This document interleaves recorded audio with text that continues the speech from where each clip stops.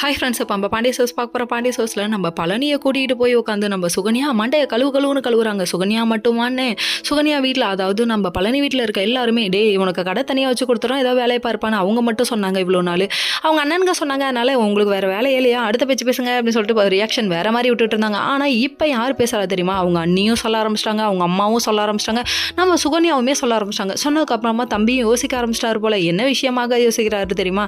அந்த டைமில் என்ன நடந்துச்சு, அதாவது கடையில் வந்துட்டு தங்கமயிலோட அப்பா ரியாக்ட் பண்ணுறாரு, அந்த ஒரு விஷயத்தை இவர் யோசிக்க ஆரம்பிச்சிட்டாரு. வீட்டுக்கு வராங்க, வீட்டுக்கு வந்தோடனே நீ தான் இதை எடுத்துகிட்டு போய் சொல்லியிருப்பேன்னு எனக்கு தெரியும், உனக்கு எதுக்கு தேவையில்ல வேலை அப்படின்னு சொன்னோடனே, ஒன்றுத்துக்குமே ஒரு பின்னூசி வாங்கி கொடுக்கணும்னா கூட நீங்கள் உங்கள் அக்கா கையையும் உங்கள் மாமா கையும் எதிர்பார்க்குறீங்க. இது எனக்கு பிடிக்கல.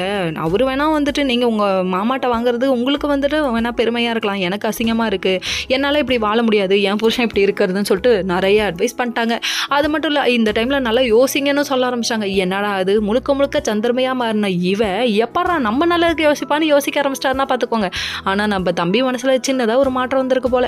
ஏன்னா ஆளுக்கு அவங்க எங்கே பிச்சுட்டு போக ஆரம்பிச்சாங்க, நமக்கும் ஒன்றும் செய்ய மாட்டேங்கன்னு நினச்சிட்டாரு போல். சரி, இதெல்லாம் ஒரு பக்கம் இருக்க.